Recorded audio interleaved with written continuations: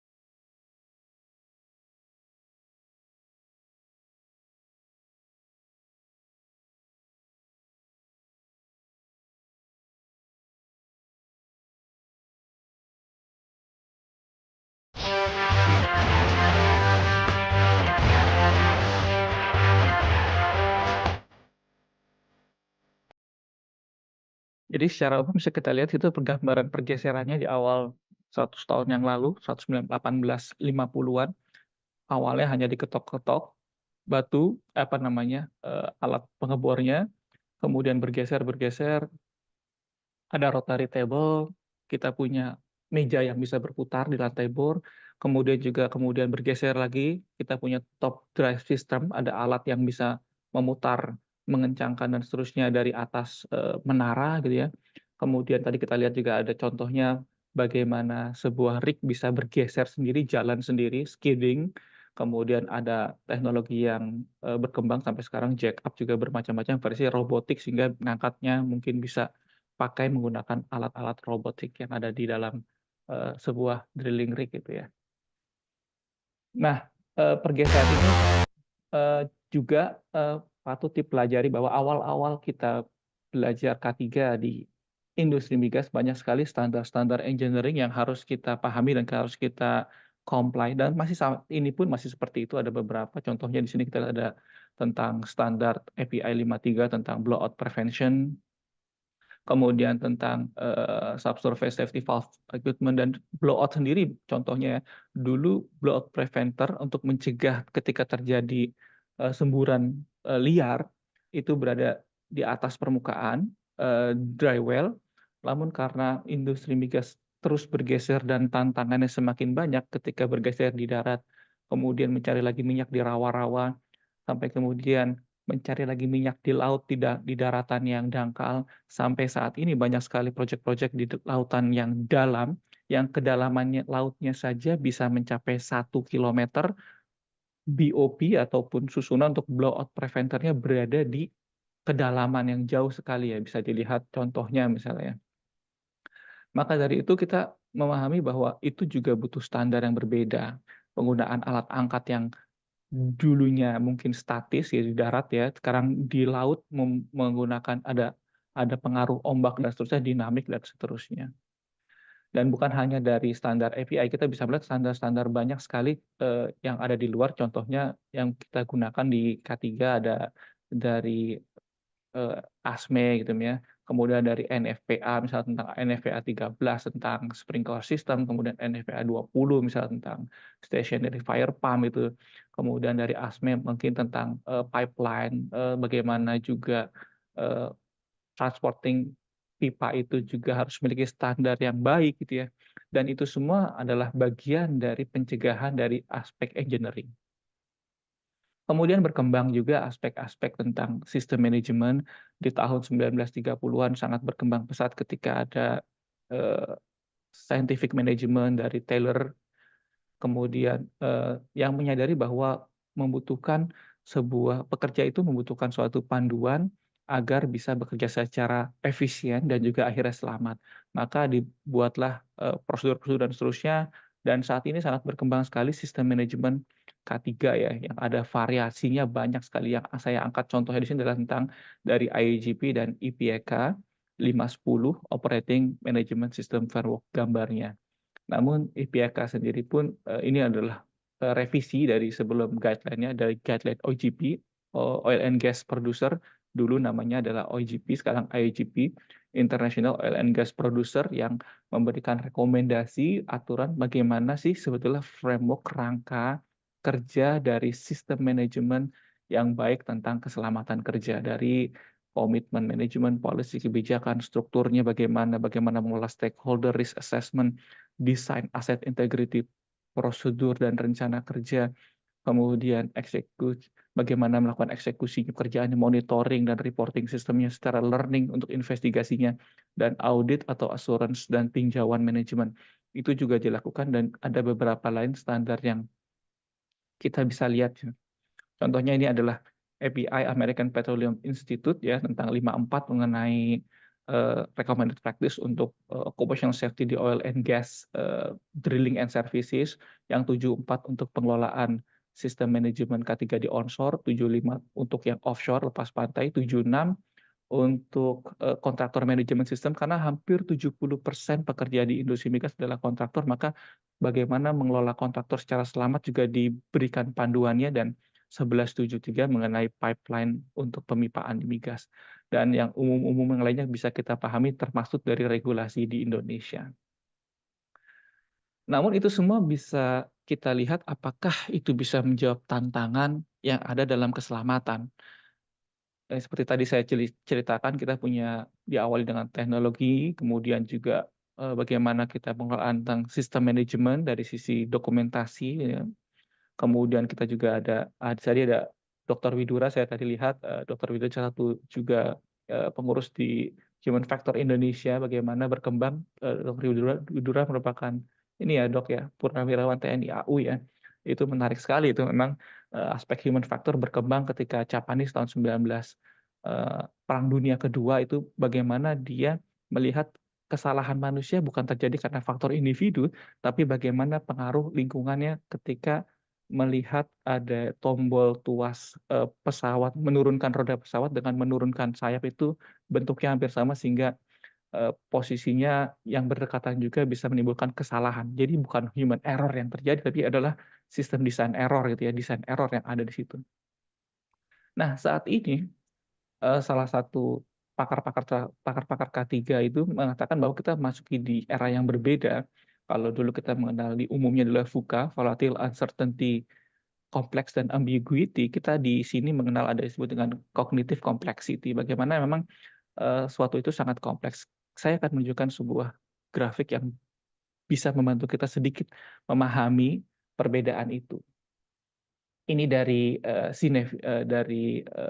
Snowden, dia membuat sebuah kerangka yang disebut dengan Cynefin Framework. Kita bisa mulai dari clear, ketika kondisi jelas, sebab dan akibat jelas, maka kita bisa melakukan pendekatan kecelakaan melalui tadi apa namanya prosedur dan seterusnya. Karena sudah jelas gitu ya. Namun kemudian ketika kondisi semakin complicated atau rumit, maka, diperlukan good practice. Kalau awalnya adalah best practice, distandardisasi, kemudian kita perlu adanya good practice, di mana dibutuhkan orang-orang ahli. Maka sangat wajar saat ini saya jadi memahami kenapa di industri migas orang-orang yang ahli, pengalaman banyak, misalnya di sumur-sumur dulunya sumur dibuatnya hanya tegak lurus, kemudian sumur dibuat horizontal, kemudian sumur juga, karena semakin dalam sumurnya memiliki tantangan HPHT, high pressure, high temperature yang membutuhkan peralatan yang berbeda dan pola kerja yang berbeda, dan juga ada yang disebutkan ERD, extended reach drilling. Ketika sumur horizontalnya itu, jadi bayangkan sumur dalamnya 3 kilometer, di bawahnya juga posisinya mendatar. Complicated ya, butuh orang-orang ahli yang mampu menganalisa dari segala semacamnya. Dan kita berada juga punya kondisi yang disebut dengan kompleks. Nah, kompleks ini berbeda ketika hubungan sebab akibat bisa jadi tidak satu arah gitu ya. Mana yang menyebabkan dulu tidak tahu. Secara sederhana saya ambil contoh misalnya, kalau di sini, bedanya complicated dengan kompleks misalnya ketika kita membesarkan anak ya, kalau clear sudah jelas tadi ya cara kerja, membuat jam gitu ya, ketika kita menggerakkan satu tuas maka tuas lain akan bergerak. Complicated misalnya, contoh ekstrimnya adalah menerbangkan pesawat ke luar angkasa, misalnya NASA. Walaupun rumit, tapi sudah tahu, siklus apa, proses apa yang akan mempengaruhi apa. Sedangkan kompleks itu sebab akibatnya sering tidak diketahui jelas. Contohnya adalah membesarkan anak misalnya. Masing-masing anak walaupun dari orang tua yang sama, ini bukan ibu yang berbeda ya, apalagi apalagi ibu yang berbeda. Bapak ibunya sama aja, 2 anak tidak bisa mendapatkan treatment yang sama. Belum tentu bisa dan umumnya tidak bisa mendapatkan treatment yang sama, sehingga butuh pendekatan yang berbeda. Jadi kompleks, karena ada emergence. Emergence ini sederhananya adalah ketika 2 karakter bersatu menjadi satu, itu bukan, satu karakter yang gabungan keduanya, tapi suatu hal yang berbeda. Contohnya adalah, eee Bapak Ibu mungkin mengenal, natrium gitu ya, suatu materi kimia yang sangat reaktif. Kalau dulu masih SMA, saya ingat saya pernah melemparkan natrium ke air gitu ya, dikasih contoh sama guru, maka dia terbakar sangat cepat sekali. Kemudian ada klorin. Klorin itu sangat mematikan gitu ya, menggunakan untuk membunuh kuman-kuman di kolam renang umumnya, dan itu sangat fatal gitu ya. Ketika ada orang kita pernah mendengar, meninggal ketika dia membersihkan kolam renang. Nah, namun keduanya ketika bersatu, unik gitu ya, NaCl, garam dapur, justru itu yang kita cari ketika kita mau makan sayur asam. Kalau nggak ada itu ya ini sayurnya hambar gitu ya. Jadi itulah konsep emergens yang muncul ketika, eee, dalam suatu kondisi yang kompleks. Ah, sederhananya safety pun harus kita bisa dalam kondisi-kondisi tertentu, itu bukan suatu hal yang clear, bukan suatu hal yang kompleks, tapi bisa jadi hal yang kompleks. Kita tidak bisa memisahkan antara bagian-bagian penyusunnya dan kita observasi, kita improve untuk mendapatkan improvement keseluruhan besar. Bisa jadi ada hubungan-hubungan yang berbeda. Itu 3 istilah yang ingin saya angkat di sini dulu aja ya, untuk saat ini. Nah, kemudian baru nyampai, tadi sebagai pembuka, ini di sini baru kayak saya sampaikan tentang, psychological safety. Psychological safety di sini berbeda dengan psychosocial hazard yang biasa umum teman-teman safety, pahami ya. Bahwa di situ ada, bahaya tentang, kejelasan, peran kerja, kemudian bagaimana hubungan interaksi dan, karir dan seterusnya gitu ya. Kalau di sini adalah, suatu istilah yang dikonstruk dari, penelitiannya Shane. Shane ini adalah pakar di bidang, perilaku organisasi, organizational culture tahun 1965 yang melihat tentang perubahan organisasi gitu ya. Kemudian dikembangkan lagi oleh Kahn tahun 1990 dan, terkenal saat ini oleh Profesor Amy Edmondson di buku yang ini, saya punya juga bukunya Fearless Organization ini, yang menceritakan tentang psychological safety. Apa sih itu barangnya? Nah, dalam tempat kerja seorang ketika kita berinteraksi itu memiliki, resiko. Beliau mengatakan bahwa psychological safety adalah sebuah shared belief, kepercayaan antara individu dalam satu tim yang meyakini apakah seseorang itu merasa selamat atau aman atau nyaman ketika dia harus mengambil resiko ketika, berinteraksi antara seseorang. Contoh interaksinya saat ini dengan atasannya. Maksudnya gimana? Orang-orang sering mengatakan bahwa, pelaporan itu adalah suatu hal yang wajib dan orang wajib melaporkan. Sebetulnya kita harus bisa tarik mundur ke belakang. Pelaporan atau speak up itu adalah voluntary, kan tidak ada yang bisa maksa orang untuk berbicara, kalau dia diem aja juga lebih aman. Dan dia akan menghitung resikonya, untung ruginya, timbal baliknya, apakah ketika saya berbicara, saya akan, mendapatkan hukuman atau ketika berbicara akan membantu organisasi untuk berkembang lebih baik. Jadi ada risk dihitung, plus minusnya, untung ruginya, dan barulah dia akan mengambil, keputusan itu. Nah, ketika psychological safety-nya bagus, maka dia itu merasa selamat, maka dia akan mengambil resiko itu, karena resiko untuk berbicara itu sangat serius. Ketika kita bicara tentang kesalahan atau pelanggaran yang kita lakukan, bisa jadi kita akan dapat hukuman dan seterusnya ya. Nah, ketika itu, eee, ini menarik nanti studi kasus yang beliau bawa. Saya akan langsung saja mengangkat studi kasusnya beliau. Jadi beliau ini melakukan penelitian ke tahun 1990-an itu, dari 8 unit di 2 rumah sakit yang berbeda, 5 unit dari 1 rumah sakit, Memorial Hospital, ada 3 intensive care unit dan 2, unit yang umum ya, dari, 3 lainnya adalah dari universitas kampus gitu ya. Dan semuanya adalah, tim penanganan umum gitu ya. Nah, secara rata-rata sebetulnya kita mengetahui data bahwa ada 1,4 kali error medication, kesalahan pemberian pengobatan per pasien ketika dia tinggal. Namun hanya 0,9% dari kesalahan-kesalahan tersebut, error tersebut yang akhirnya berujung kepada serius drug complication, komplikasi parah akibat, kesalahan pemberian obat. Nah, beliau meneliti tentang ADE, Adverse Drug Event. Sebetulnya ada 2 ya, ada yang sifatnya preventable, yang akibat dari human error, yang kedua adalah sifatnya, non preventable. Yang non preventable misalnya karena, reaksi alergi yang memang tidak diprediksi sebelumnya, yang tidak diketahui oleh pasien maupun dokter ya. Dan yang ini yang ingin dicegah, yang terkait dengan yang bisa dicegah dari, human error ya. Karena ketika kita bicara rumah sakit, pemberian obat ada banyak orang yang terlibat, ada interdependensi antara beberapa pihak. Dari dokter yang memberikan resep, kemudian dokter ini juga sangat terikat dengan, para teknisi yang mengambil sampel, sampel darah diambil, kemudian dianalisa, dites gitu ya. Kemudian juga dokter terikat dengan para apoteker yang meresepkan obat, dan juga terikat juga dengan para suster yang nanti akan memberikan dosisnya sesuai dengan rekomendasi. Jadi ada banyak sekali pihak yang sangat, interdependent, saling tergantung. Dilihat bahwa, apakah dari tim-tim yang ada tadi, dari 8 tim tadi, siapa sih, apakah, tim yang paling kinerjanya paling bagus adalah tim yang error-nya paling rendah, paling sedikit mengalami kesalahan. Nah, menariknya,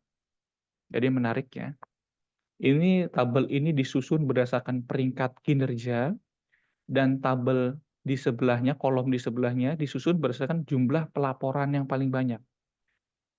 Ini menarik kan? Data ini sangat menarik. Tim yang kinerjanya paling tinggi ternyata melaporkan kesalahan paling banyak. Padahal hipotesa awal dia adalah tim yang kinerjanya paling tinggi melaporkan error paling sedikit. Namun data temuannya adalah tim yang kinerjanya paling tinggi melaporkan error yang paling banyak. Dalam ilmu statistik arah korelasinya ternyata berlawanan gitu ya. Ternyata mereka bukan hanya melaporkan paling banyak, memang mereka yang ini bukan paling sedikit, tapi mereka ini yang tidak melaporkan, yang melaporkan paling sedikit. Yang di bawah bukan karena dia paling sedikit kesalahannya, sebetulnya kesalahannya sangat kurang lebih hampir sama, hanya saja yang di bawah tidak melaporkan. Maka ketika si Emi mengirimkan peneliti lanjutan untuk mengobservasi kenapa hal tersebut terjadi, dia melihat bahwa nah, umumnya kita atau manajemen tingkat atas menganggap error atau kesalahan di laporan adalah seluruh error, padahal actual error itu berbeda dengan seluruh error. Dan ini semakin besar, semakin kecil dapat tergantung kepada beberapa hal. Salah satunya tadi, psychological safety dalam tim tersebut, apakah orang-orang yang bekerja di tim tersebut merasa nyaman untuk melaporkan kesalahannya dia, untuk melaporkan kegagalan yang dia lakukan. Jadi reporting error tergantung pada ability untuk detect error dulu pertama, yang kedua kemauan. Jadi mau dan mampu adalah dua hal yang berbeda. Dia mampu mengidentifikasi bahaya, mampu mengidentifikasi insiden, mampu mengidentifikasi near miss, namun apakah dia mau melaporkan itu suatu hal yang berbeda.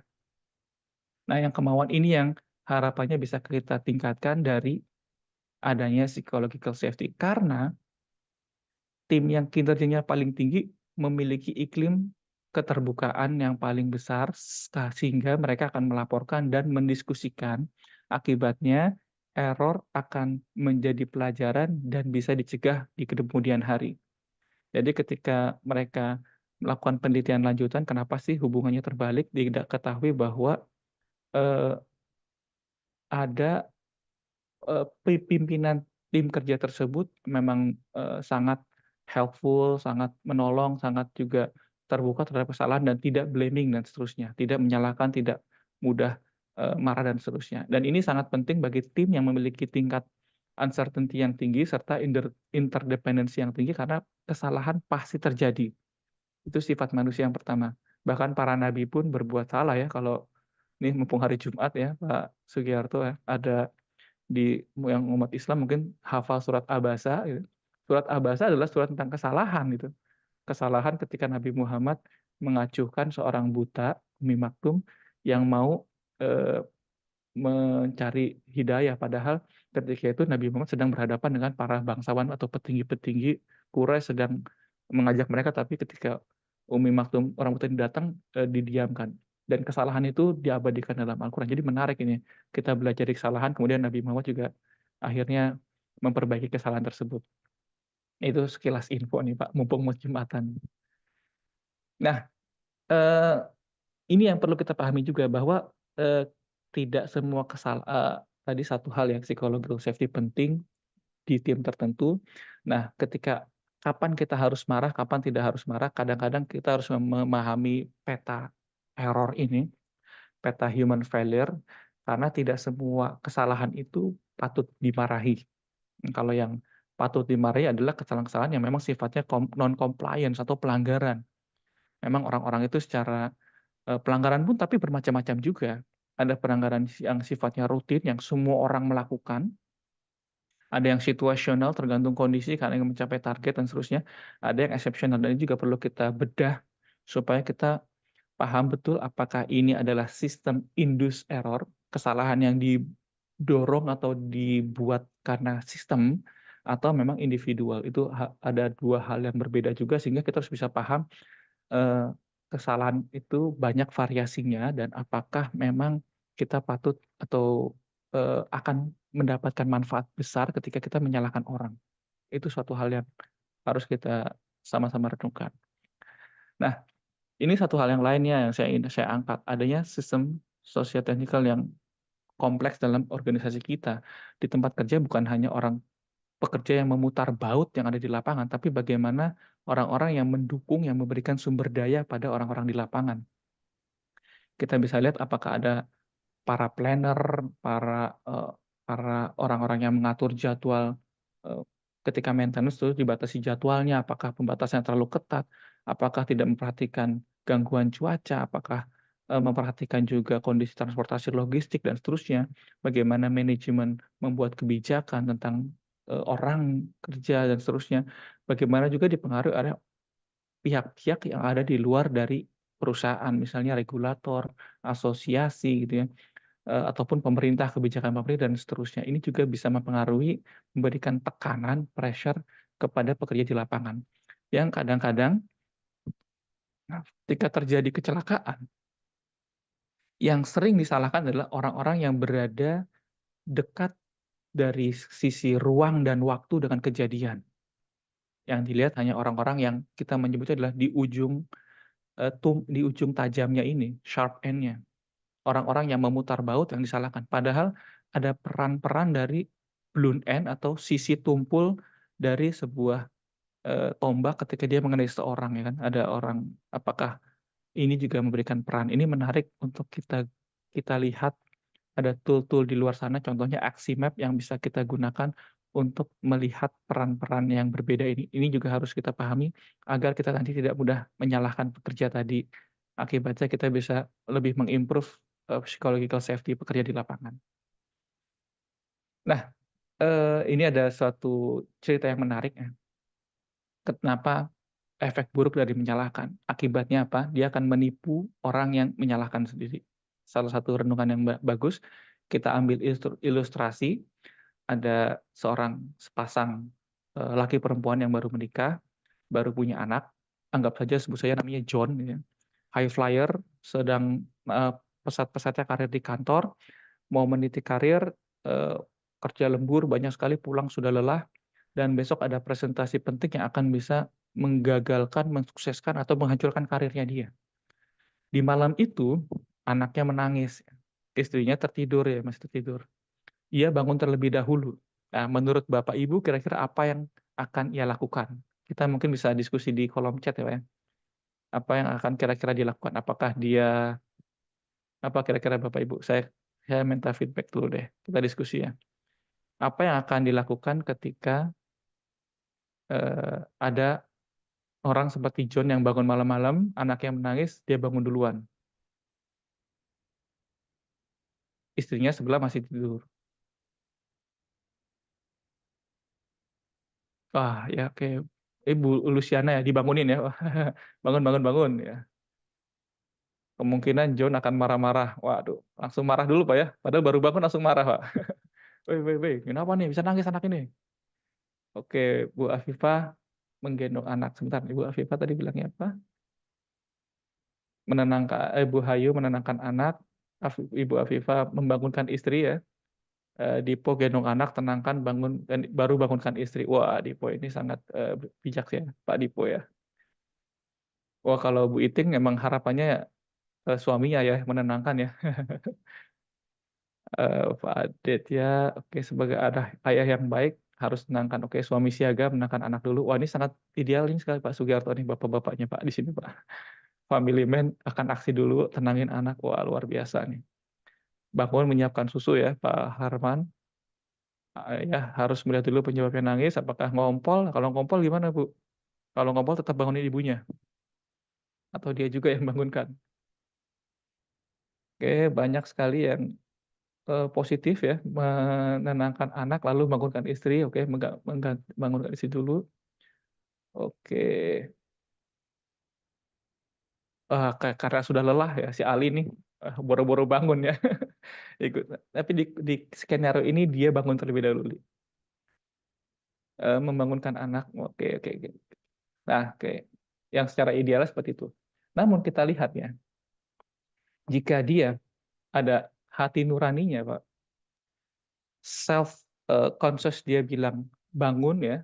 Tadi ya Bapak Ibu yang sangat positif itu sangat bilang bangun dulu ya, melihat istrinya mungkin masih kecapean, tadi pagi juga baru punya anak, nggak punya pembantu.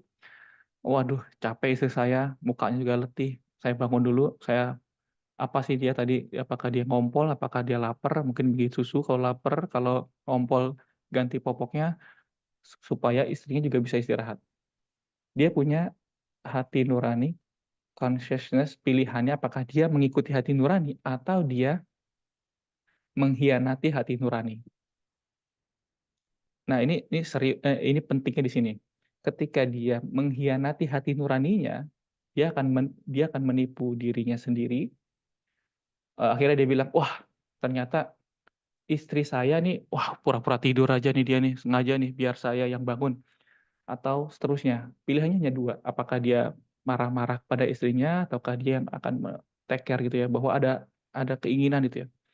Ketika dia melihat istrinya, kemudian dia eh, dia memperhatikan bahwa ada istri saya ini kok malah nggak kita ikuti hati nurani kita, nggak kita bangun dan merawat ini, maka akan muncul dalam diri kita over exaggerated terhadap peran diri kita, berlebih-lebihan dalam melihat diri kita. Saya udah capek-capek kerja, saya sudah setengah mati banting tulang, gaji saya juga semuanya buat istri saya, buat anak gitu ya. Saya adalah suami yang hebat, yang baik gitu ya. Saya udah ngasih rumah kamu, ngasih mobil gitu ya. Saya juga sudah ngasih dokter terbaik, dokter anak terbaik. Saya ini korban, saya udah capek kerja di kantor, di rumah saya juga harus ngurusin anak gitu ya. Padahal saya udah kerja keras banting tulang ya, meres darah sendiri kan. Dan ketika kita melihat diri kita over exaggerated, maka kita akan meng-underestimate lawan kita. Dan dalam hal ini adalah istri kita, istrinya si John tadi ya. Dia akan lihat, waduh istri saya tidur nyenyak terus, dasar pemalas. Atau bahkan kita akan bilang dia, wah ini orang ini pura-pura tidur biar saya yang bangun. Ini pura-pura aja dia nih biar saya yang bangun karena seharian dia ini. Oh ini ada dasar istri tidak perhatian. Masa anak tidur, anak nangis nggak bisa bangun. Atau istri yang buruk ya, ibu yang payah. Udah tahu suaminya capek, malah suaminya disuruh ngurus anak juga. Dan pola seperti ini bisa muncul dalam tempat kerja, bahkan di konteks buku yang tadi ya, Leadership and Self-Deception, itu salah satu buku yang direkomendasikan oleh Prof. Emi, makanya saya baca. Eh, itu terjadi di tempat kerja, ketika kita menyalahkan pekerja, ada kecelakaan. Ada orang kecelakaan, tangannya buntung. Hati nurani kita bilang apa, Bapak Ibu? Kasihan dia, kita bantu dia, apa yang bisa kita bantu?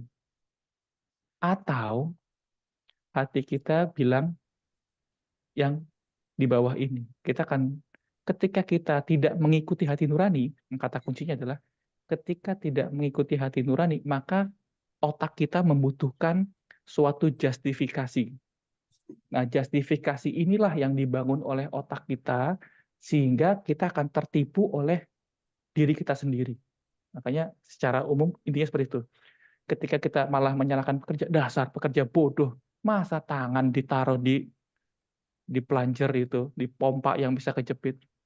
Orang ini gimana sih? Ini nggak punya akal, nggak punya otak, nggak punya mata kah dia? Nah, akhirnya dia akan melihat dirinya over exaggerated. Saya udah memberikan APD, memberikan pelatihan dan seterusnya, dan dia akan melihat para korban sebagai orang-orang yang tidak perhatian, orang yang bodoh dan seterusnya. Ini terjadi karena kita menipu diri kita sendiri. Oke, itu satu cerita ya. Sekarang cerita yang lainnya ya. Ini satu buku yang menarik juga nih. Saya dikasih dari Pak Raymond Alias. Kayaknya sepertinya beliau di sini juga, VP dari HSSE El Nusa. Di buku ini ada sebuah cerita tentang Paul O'Neill dan Alcoa. Paul Henry O'Neill ini adalah CEO dari pabrikan aluminium di Amerika, namanya Alcoa, tahun 1987. Dia menjabat. Beliau adalah mantan pekerja dari Department of Veteran Affairs dan Office of Management Budget. Yang menarik ya, dengan karakter seperti ini, kenapa Paul O'Neill dipilih, si O'Neill yang dipilih ya, akhirnya, beliau memulai kepemimpinannya dengan mengutamakan keselamatan. Jadi ketika dia mulai kepemimpinannya, dia memanggil di rapat ini ya, di rapatnya dengan para investor. Jadi di rapat, dengan para investor dan para analis keuangan, dia bilang bahwa, dia berkata bahwa, "Saya ingin berbicara kalian tentang keselamatan pekerja saya." Oh, jadi harapannya padahal justru ketika itu adalah, oh bicara tentang inventory aluminium kah, bagaimana outlook pasar tuh ke depannya, pasar kita akan jadi lebih baik, misalnya mungkin ada pabrik makin bagus dan itu, kemudian bagaimana investasi kapital ataupun, eee, ada pabrik baru yang akan dibuat di luar negeri atau seterusnya. Namun yang disampaikan tentang keselamatan kerja. Si O'Neill bilang melanjutkan bahwa setiap tahun banyak pekerja Alcoa yang mengalami cedera sangat parah sehingga mereka kehilangan hari kerja, tidak bisa kerja besok harinya. Wah, ini kata-kata seperti ini ya, langsung membuat, agak panik ya. Ada bahkan satu orang makelarnya itu ya, satu orang apa namanya, sebagai manajemen untuk investasinya itu bilang, wah dia langsung telepon investornya, dia bilang, "Wah ini, board direktur taruh orang gila nih ke dalam yang berkuasa di perusahaan ini. Ini akan hancur perusahaannya," gitu. Dia menyarankan untuk kliennya untuk menjual sahamnya, sebelum orang-orang akan melakukan hal yang sama, sebelum sahamnya makin jatuh ya. Padahal ketika itu mereka juga tidak memiliki masalah keselamatan yang berarti ya. Dan ini ingin disampaikan oleh O'Neill supaya mereka membangun, habit of excellence bahwa agar orang melaporkan, kesalahan, melaporkan kecelakaan agar semakin bagus kinerjanya. Karena dia meyakini bahwa pekerja-pekerja yang diberikan, penghargaan, dukungan itu akan lebih mengikuti keselamatan dan akan mendorong, tindakan tidak selamat dan melaporkan seterusnya. Dia membangun psychological safety dengan menanamkan tiga pertanyaan ya. Pertama adalah apakah saya diperlakukan dengan, dignity, dengan rasa hormat dan respect? Apakah semua orang tidak, memandang saya dengan, membeda-bedakan sara, jadi tidak memandang suku, agama, ras, dan sexual orientation kalau di luar sana ya? Ataukah, title jabatan, pay grade, dan seterusnya? Apakah semua orang melakukan saya dengan harga diri, dengan hormat gitu ya, tidak memandang apapun itu. Yang kedua ditanya apakah saya memiliki resource, sumber daya yang saya butuhkan, baik pelatihan, alat, keuangan, dukungan motivasi yang saya butuhkan agar saya berkontribusi dengan baik di perusahaan. Dan ketiga, apakah apa yang saya lakukan di-recognize oleh perusahaan dan diberikan ucapan terima kasih. Jadi 3 pertanyaan itu yang dia inginkan para manajernya lakukan kepada para perusahaannya. Jadi apakah saya memperlakukan pekerja dengan, dignity dan respect, kedua apakah saya punya sumber daya yang saya butuhkan, dan apakah saya di-recognize dan diberikan terima kasih. Ya, dia harapannya dengan 3 hal tersebut, psychological safety tersebut dibangun dan bisa menghilangkan speak up barrier. Ketika terjadi kecelakaan, dia jadikan itu sebagai prioritas perbaikan, kunjungi lapangannya, kemudian ditanya ke pekerja lapangan untuk dapatkan perspektif pekerja lapangan. Kalau dalam sekarang kita menyebutnya sebagai memahami local rationality pekerja. Apa itu local rationality? Bahwa apa yang mereka lakukan itu dalam ruang dan waktu mereka, melihat tarikan kepentingan, melihat pengetahuan yang mereka miliki, pengalaman yang mereka miliki, dan ada fokus perhatian yang harus dilakukan adalah tampak normal bagi mereka atau tampak sebagai suatu tindakan yang, rasional gitu ya. Itu dia ingin mendapatkan perspektif pekerja seperti itu. Oh, maaf. Nah, 6 bulan menjabat, sayangnya terjadi fatality. Namun yang dia lakukan, dia mengambil tanggung jawab tersebut. Ini adalah kegagalan leadership saya yang menyebabkan kematiannya. Hingga akhirnya dia terus, menjalankan apa yang sudah dia lakukan sebelumnya, membangun psychological safety agar orang-orang melaporkan dan seterusnya. Dan yang terjadi adalah luar biasa. Dalam 13 tahun menjabatnya ketika pensiun di akhir tahun 2000, kinerja K3-nya meningkat, kinerja HSCC-nya meningkat signifikan, annual net income perusahaan tumbuh 4 kali lipat, dan market capitalization-nya naik 27 miliar US dollar. Bukan million, tapi billion US dollar. Ini kita bisa lihat ini kinerjanya nih. Ini adalah grafik biru adalah grafik yang keselamatan, grafik pink adalah grafik sahamnya pasar. Kalau seseorang beli saham 1 juta US dollar di tahun 87, maka selama 13 tahun dia akan dapat sekitar 1 juta ya, miliar, 1 juta US dollar gitu ya. Ya sekitar berapa tuh? Banyak lah ya, 14 miliar ya. Bayangkan berarti hampir setahun sekali dapat 1 M rupiah gitu ya. Dan kalau sahamnya dijual tahun 2000 tahun 2000 itu naik 5 kali lipat sehingga harganya sudah 5 juta US dollar. Jadi sangat signifikan sekali ketika kita mau menerapkan psychological safety terhadap performance HSE dan operation bisnis juga dalam jangka panjang. In the long run, this effort will give result. Nah, ini salah satu model yang saya ingin sampaikan. Apa sih yang membuat kita bisa membangun pekerja mengambil resiko ya. Modelnya Mayer tahun 95, ada 3 faktor yang membangun trust, karena ketika dia itu orang mengambil resiko berbicara itu ada risk yang dia harus hadapi, apakah risk dianggap bodoh, risk dianggap orang yang nggak mengerti, yang banyak berbuat kesalahan dan seterusnya, dan harus dibangun trust dulu melalui 3 hal ini dari seorang pemimpin. Dari hal kompetensi, apakah dia kompeten dengan pekerjaan tersebut, apakah ketika kita menyampaikan laporan juga akan ada perubahan yang berarti gitu ya, dan ketika mendapatkan berita buruk bagaimana responnya, apakah responnya blaming tadi, ataukah dia responnya ya ini adalah masalah kita bersama, kita coba diskusikan apa yang menjadi solusi bersama dan kita lakukan perbaikan bersama. Jadi jangan shoot the messenger gitu ya, jangan menembak orang yang bawa berita buruk. Dan kemampuan ini bukan berarti pemimpin tahu segalanya.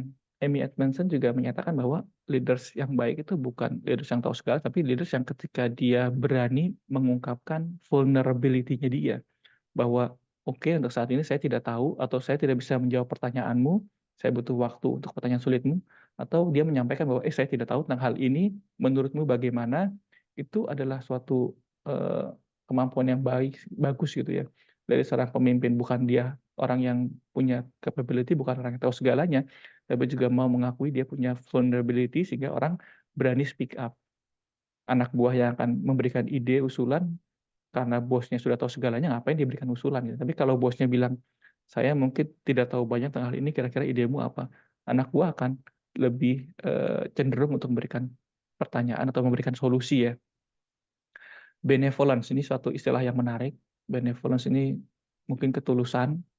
Dia itu melakukan sesuatu karena memang bukan ada kepentingan diri dia sendiri. Oh, dia melakukan sesuatu karena dia pengen cari panggung gitu ya, pengen cari spotlight, atau pengen mencari, ini saya mau bawa karena saya mau meningkatkan karir saya gitu. Tapi memang dia tulus melakukan perubahan, perbaikan untuk haknya pekerja untuk bisa bekerja secara selamat dan terbebas dari bahaya-bahaya tempat kerja. Yang terakhir integrity, bagaimana seorang bawahan melihat integritas atasan, apakah dari beberapa standar yang dia punya, apakah ini acceptable atau enggak, apakah dia jujur, amanah, dan bisa menjaga kerahasiaan, atau yang paling pertama mungkin etik ya, ini sering disebut-sebut ketika debat itu, debat presiden, etik-etik ya, apakah memang etik sehingga pekerja cenderung memberikan pelaporan, berkomunikasi dengan orang-orang yang memiliki integritas, memiliki etika yang baik, tulus, benevolent, dan memang kompeten di bidangnya. Pak Sugiarto, waktu saya masih ada atau sudah cukup, Pak? Masih di mute, Pak? Masih ada Pak Samsul, sekitar 7 menit lah. Baik.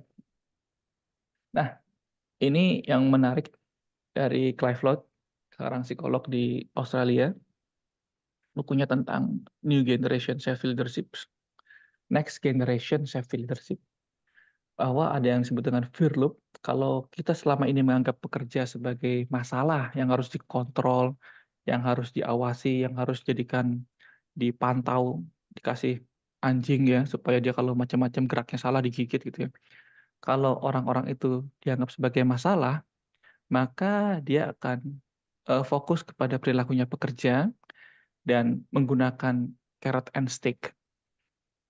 Metodenya adalah hukuman ataupun reward, hadiah, dan yang ditanamkan adalah rasa takut ya, ekstrinsik dari luar yang bisa mendorong orang harapannya. Kalau dia takut ya ada hukumannya, dipecat kalau nggak melaporkan, maka dia akan melaporkan. Pola pikir seperti itu. Padahal itu akan menghambat speaking up dan juga menghambat pembelajaran. Dan terus demikian siklusnya. Ini yang dilakukan oleh orang-orang safety one sederhananya. Namun karena tadi kita lihat bahwa dalam industri kita tidak semuanya simple, tidak semuanya juga complicated, ada beberapa area tempat kerja kita yang kompleks, maka kita menjadikan pekerja bukan sebagai bahaya tapi sebagai pemberi solusi dari masalah yang ada di tempat kerja. Bagian dari solusi yang dibutuhkan adalah didengarkan, diambil idenya, didukung segala sesuatunya, maka para pemimpin akan fokus kepada hubungan dengan pekerja, hubungan baiknya, perhatian, dan akibatnya akan meningkatkan kepercayaan dan pembelajaran tadi, tinggi psychological safety, dan orang-orang secara intrinsically, secara dari dalam diri bahwa mereka akan speak up. Mereka akan speak up, budayanya akan speak up. Karena mereka dianggap sebagai salah satu bagian dari orang-orang yang menjadi part of the solution, bukan part of the problem. Dan itu harus dibentuk dari pola pikir atasannya dulu. Sederhananya seperti itu untuk yang pola pikir new view, pandangan baru tentang safety. Mungkin itu ya, Pak Sugiarto dan Bapak Ibu sekalian. Yap. Saya ingin tutup dengan sebuah quote yang menarik dari Clive. Dia bilang, si Clive ini bilang bahwa perusahaan-perusahaan yang secara sukses bergerak dari, kalau masih percaya dengan tangga-tangga safety culture itu ya, bergerak menuju tangga yang paling atas, proaktif atau integratif atau uh, interdependent tadi di atasnya ya, adalah orang-orang perusahaan-perusahaan yang memiliki pimpinan yang fokus kepada hubungan dengan pekerja, ketimbang dia fokus kepada peraturan, kebijakan, dan memaksakan kepatuhan, ketaatan, compliance. Karena mereka engage, membangun engagement, keterikatan dengan itu, dengan para orang-orangnya, mereka membangun psychological safety dan trust, akibatnya orang-orang juga bisa memberikan banyak masukan, ide, solusi, selain tadi pelaporan kecelakaan, near miss, error, tapi juga bisa memberikan ide-ide solusi terhadap bisnis dan seterusnya, dan dalam jangka panjangnya kita bisa meningkatkan performa perusahaan. Mungkin demikian, Bapak Ibu, terima kasih atas perhatiannya. Silakan kita diskusi ya.